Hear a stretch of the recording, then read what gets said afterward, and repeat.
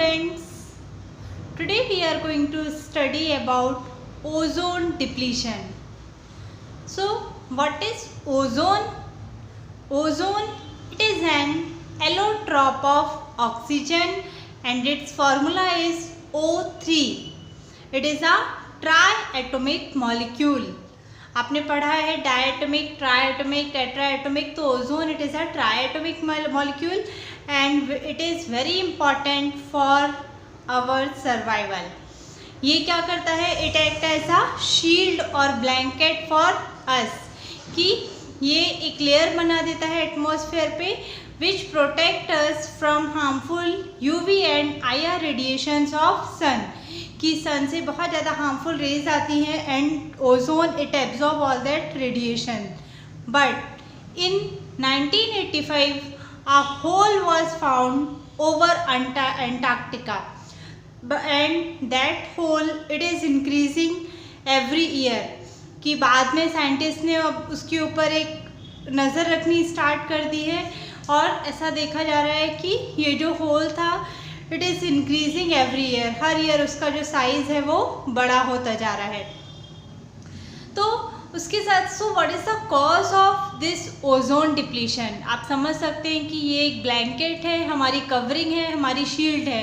And if this shield get removed और damage then what harms are caused by us, caused to us. Now what are the cause of this depletion? क्यों हो रहा है ये? Its foremost cause is due to CFC. CFC means it is chlorofluorocarbon and its formula is CCl2F2 means carbon dichloride difluoride. और ये कहाँ use होता है? It is used in AC, refrigerator, deodorants, shaving cream, shaving foam, aerosol. जितने भी nebulisers होते हैं इन सब में इसका यूज़ बहुत ज़्यादा किया जाता है and it cause harm to ozone layer. उसके साथ साथ जो भी फ्लाइंग जेट हैं जो हाई फ्लाई करते हैं they also cause harm to ozone layer. अब what are the harmful effect caused by ozone depletion? So first of all कि ये हमें हमारे लिए कवरिंग है और UV IR जो रेडिएशंस हैं दे आर कैंसरस, बहुत ज़्यादा डिवास्टेटिंग इफेक्ट रखती हैं and they can cause skin cancer along with it causes irritation and damage to our eyes and immune system. इससे हमारा इम्यून सिस्टम वीक हो सकता है. It affect badly to embryo, living beings, plant, crop and it decrease crop yield also. And also it helps in formation of smog. Smog form होता है इसकी वजह से. धुंध आपने देखा होगा कई जगह पे धुंध देखने को मिलती है. It is due to this ozone depletion only. It is due to pollution. इसका जो मेन रीज़न होता है that is increase in pollution. जितने भी carbon dioxide, monoxide, nitrogen oxide, sulphur dioxide, these all are responsible for pollution. Now how we can control it? कि ozone depletion से यदि हमें प्रोटेक्ट करना है, इस डिप्लीशन को रोकना है तो हमें क्या करना चाहिए? First of all we should ban the foremost cause, कि इसका जो मेन कॉज है उसको हमें उसका यूज़ हमें मिनिमाइज़ करना चाहिए. We should minimise the use of AC, refrigerator और जितनी भी इको फ्रेंडली चीज़ें हैं उनका यूज़ हमें ज़्यादा से ज़्यादा करना चाहिए. सेकेंड थिंग प्लांटेशन की आई हैव टोल्ड कि प्लांट्स जो होते हैं they absorb harmful gases and radiation. तो जितना ज़्यादा प्लांटेशन करेंगे उतना ज़्यादा एनवायरनमेंट के लिए ये बेनिफिशियल होगा. And second thing, by decreasing pollution. If pollution is reduced, then automatically all the environmental problems are solved. So it is all about ozone and ozone depletion. Next important natural resource that we are going to study is water. Water, you all know, it is known as nectar of life. Why nectar? Because without water our survival is not possible. We can't live without water. कि air के बाद जो next important thing है, next important natural resource है that is essential for survival of living beings, that is water only. कि we can live without food for 1 day, 2 days, 3 days, but without water we can't live. So water, it is a very essential substance for our life. You might be knowing that 71% of earth is covered with oceans. Among it is 97.5% of total water, and in which 90% of fresh water is underground water. It means only 10% is surface water, and the level of underground water is decreasing day by day also, and the surface water, it is getting polluted very fastly, at a very faster rate. So it means कि we are going to face scarcity of water in future, and future generations will face a danger or problem in finding pure water for drinking. Now, what are the uses of water in our daily life? कि 75% of our body, it is made up of water.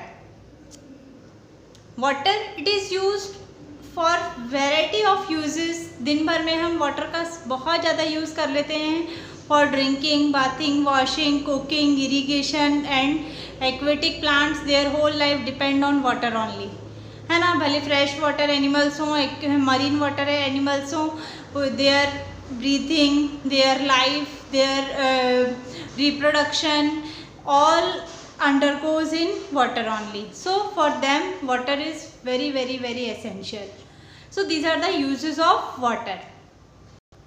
As I have told कि this water, it is getting depleted, खत्म होता जा रहा है. So what are the ways to conserve water? How we can conserve water?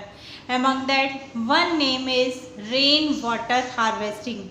It is a modern technique to conserve rain water. As we know that कि rainfall water, when it comes, most of the water it get flow away at the time of raining. कि बहुत सारा जो water है वो flow हो जाता है, run हो जाता है, run off हो जाता है, and very less amount of water is absorbed by the soil or plants, and maximum of water it get washed away. पूरा खत्म हो जाता है, बह जाता है.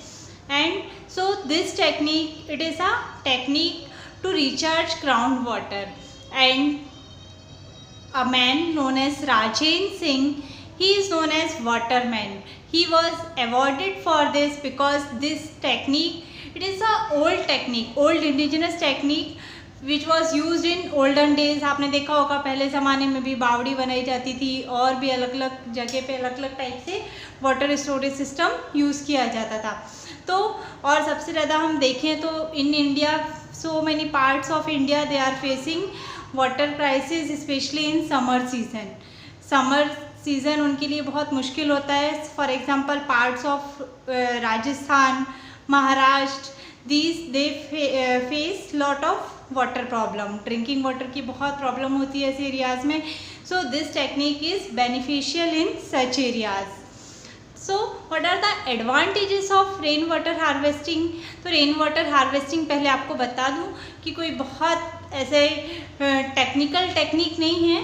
Simple, it is very simple technique कि रूफ टेरेस की से कोई भी पाइप कनेक्ट कर दिया जाता है, and a hole is dug, एक बड़ा सा गड्ढा खोद दिया जाता है पास में कहीं पे, और उसमें पाइप कनेक्ट करके उसके साथ जोड़ दिया जाता है, सो दैट द वाटर जो भी रूफ से टेरेस से कलेक्ट हो वो सारा नीचे जाए, ग्राउंड में जाए, और वहाँ का लेवल जो है वो मेंटेन रहे. उसमें कुछ सोप पिट्स बना दी जाती हैं so that it can recharge, it get recharge there, है ना. तो it is a very simple technique. कुछ लोग उसमें ड्रम्स लगा देते हैं, कुछ लोग उसे क्या बोलते हैं, ऐसे कंक्रीट करवा देते हैं so that it get preserved. Next, what are the advantages of rain water harvesting? First of all, it reduce the flowing of rain water. कि मैंने बताया कि मैक्सिमम मोस्ट ऑफ द जो रेन वाटर है, कि बारिश तो बहुत होती है बट जो पानी है वो पूरा रन ऑफ हो जाता है. And it is not stored, बहुत कम जगह पे स्टोर हो पाता है। कि आजकल आप देखेंगे जो पॉन्ड्स हैं, वेल्स हैं, they are also decreasing day by day. Why? Because जितने भी जो सिटीज़ थे वो मेट्रो सिटीज़ में कन्वर्ट हो गए हैं, है ना, टाउन्स हैं वो सिटीज़ में कन्वर्ट हो गए हैं, विलेज हैं वो टाउन में कन्वर्ट हो गए हैं। तो इस तरीके से जो मॉडर्नाइजेशन है, अर्बनाइजेशन है, it is increasing and these old traditional systems are moving back and back, पीछे जाते जा रहे हैं। तो इसलिए ये टेक्निक बहुत बेनिफिशियल है। सेकेंडली, इट कंट्रोल फ्लड, की फ्लड की कंडीशन भी नहीं बनने देगी। क्यों? क्योंकि पानी बह के यहाँ वहाँ भर जाता है and create problem and bring the condition of flood. तो ये सारी कंडीशन भी नहीं बनेगी if we use rain water harvesting technique. It increase water level and check soil erosion, soil erosion से भी प्रिवेंट करेगा and mainly it maintain water supply in dry months. की जैसे मैंने बोला कि इंडिया के कई पार्ट्स में वाटर प्रॉब्लम हो जाती है, वाटर क्राइसिस हो जाती है, तो उन एरियाज़ के लिए it is more beneficial, they can get plenty of water even in dry months and during whole year. Next comes water pollution. What is water pollution? कि when harmful substances, harmful chemicals, they get mixed in pure water and decrease the quality of pure water and make it toxic. It is known as water pollution. What are the causes of water pollution? So the main cause of water pollution is domestic and industrial waste. जितने भी industrial effluents हैं, जो भी industries का जो waste है, chemical industry है, paint industry है, सिंथेटिक इंडस्ट्री है, उन सब का जितना भी वेस्ट होता है उनसे heavy metals, nuclear substances release किए जाते हैं and they are mixed in water resource. उसके साथ साथ डोमेस्टिक वेस्ट भी, large amount of domestic waste when it get mixed in water, it causes water pollution. Secondly, by oil spillage from ship, की ship के through जो भी transportation system किया जाता है, ट्रांसपोर्ट होता है, तो in from that ship oil is spilled and that oil it is harmful for aquatic species. Then chemical pesticides, fertilizers that are used by farmers ki along with rainwater, they are getting mixed in water resource and make the water acidic. And next is synthetic polymers, जितने भी synthetic substance हैं, paints है, dyes है and soap, detergent, these all are quite harmful for pure water and decrease the quality of water. कि आप देखते हैं, सुनते होंगे कि जितने भी हमारे होली रिवर्स हैं दे आर गेटिंग पॉल्यूटेड, है ना। कितने सारे अभियान चलाए जाते हैं इनको प्रिजर्व करने के लिए, इनको क्लीन करने के लिए, and still we are facing a problem of pure water and for that reason only जितने भी एक्वेटिक स्पीशीज़ हैं they are in danger. Now what are the harmful effects of this water pollution? तो सबसे ज़्यादा main reason यही हो जाता है कि जितने भी जो इंडस्ट्रियल एरियाज़ हैं या जो रिचुअल्स वाले एरियाज़ हैं, जो हमारे तीर्थ स्थल हैं, वहाँ का पानी इतना ज़्यादा पॉल्यूटेड हो जाता है कि the local people can't even use that water. उनको स्पेशली परचेज करना पड़ता है mineral water so that they can drink it.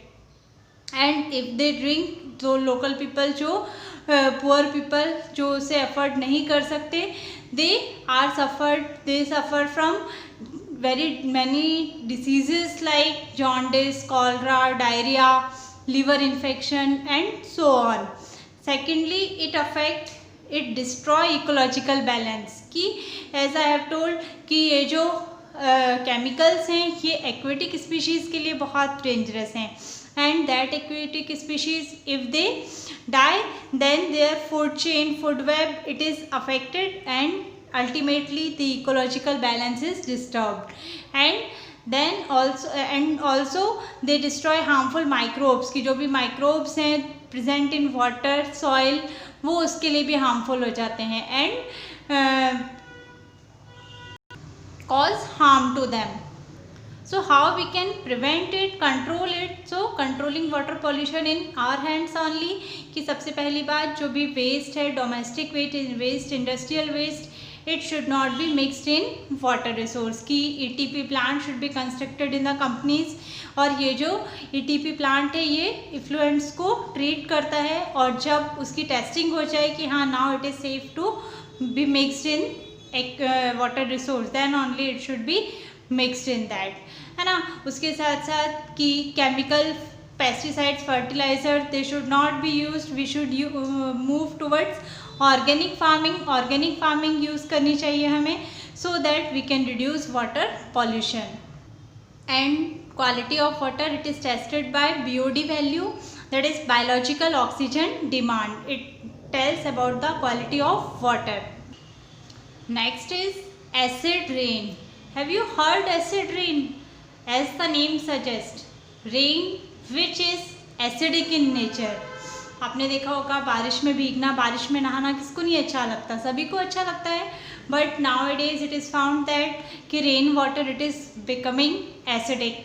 How? Due to pollution, कि हर चीज़ का डायरेक्ट इनडायरेक्ट कॉज है पॉल्यूशन, कि when harmful gases like sulphur dioxide, nitrogen dioxide, they get mixed in air and along with water vapor they go and come in the form of rain, then they make the water acidic and result in acid rain.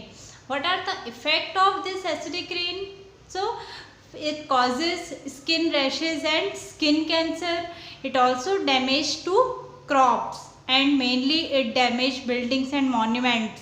ऐसा पाया जा रहा है कि आपने सुना होगा, देखा होगा कई बार न्यूज़पेपर में, it is told that our monument called Taj Mahal, which is situated in Agra, it is getting corroded day by day, और उसके corrosion का कारण कहीं ना कहीं acid rain ही माना जा रहा है. क्यों? Because there so many industries are located, especially ये जो problem है it is found in industrial areas, कि वहाँ पे ज़्यादा amount में हार्मफुल गैसेस रिलीज होती हैं और उस एरिया में एसिड रेन की संभावना बढ़ जाती है. Now how we can prevent it? तो prevention, that is first of all decrease pollution, use of increase, we should increase और maximise the use of clean energy, clean fuel, and we should increase plantation, more and more we should plant trees so that this problem can be solved. Next important natural resource is soil. So students, I hope everyone might be knowing the importance of soil on earth or in our life.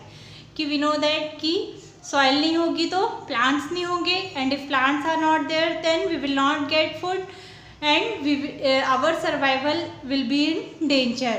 तो जो पूरी complete food chain है, food web है, पूरा ecological balance है, it depends on soil only.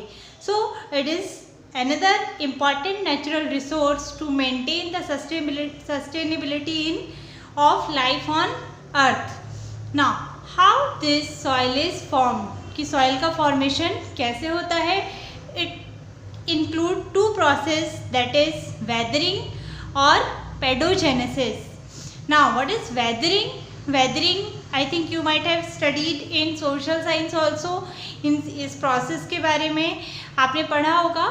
Even then I am going to tell you कि weathering it is a process of breakdown of bigger rocks into small particles. कि जितनी भी soil form होती है वो तभी form होती है when huge rocks they are broken into small particles. अब ये break कैसे होते हैं?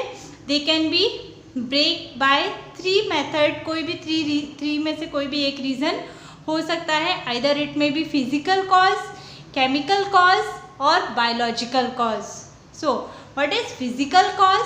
कि आपने देखा होगा कि जो रॉक्स हैं उन पे इफ़ेक्ट पड़ता है. They are getting affected by temperature, they are getting affected by high and low temperature, heat, cold and rain. कि बहुत ज़्यादा हीट होती है तो भी उसके अंदर का जो मेटल है, मिनरल्स हैं, वो एक्सपेंड होते हैं, and sometimes a crack is developed in rock. या कोल्ड होती है उसके कारण भी ऐसा होता है, एंड इन रेन, का बारिश पड़ते पड़ते रॉक्स में भी गड्ढे हो जाते हैं, छेद हो जाते हैं और धीरे धीरे वो डिग्रेड होते जाते हैं, and in this way soil is formed.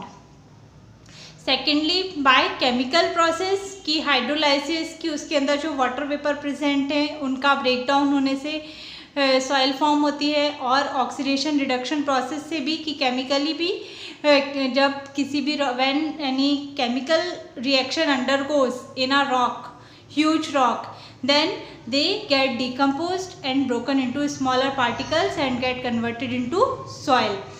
Next is biological process कि biologically भी soil form होती है, that is by algae and lichens, moss की कुछ छोटे मोटे जो पेड़ पौधे हैं वो उग जाते हैं rocks पे, and their roots get deeper and deeper and finally a crack is developed and sometimes it get break into smaller particles. Now what is pedogenesis? It is decomposition of soil rocks in the presence of bacteria, fungi etc. कि as I have told कि जैसे यहाँ पे plants उसको decompose कर रहे हैं, ऐसे कई बार वॉर्म्स हैं, कई सारे वॉर्म्स अपने घर बना लेते हैं, अर्थवॉर्म हैं और भी कुछ नेमेटोड्स हैं, they live under the soil inside these rocks, उसमें होल बना के छेद करके रहना स्टार्ट कर देते हैं, and that rock it get weaken and by the action of water, wind, air और heat, sunlight it get decompose. So these are the causes or process of formation of soil. These are the various types of soil. Even based on various state, अलग अलग state में अलग अलग तरह की soil होती है, and different type of soil is required to grow different type of different variety of crops. For example, soil may be alluvial soil, red soil, clayey, sandy, loamy, black soil की उसके अंदर किस तरह का content है, किस तरह के minerals, it is rich in which type of minerals. Based on that, soil is classified into these many types.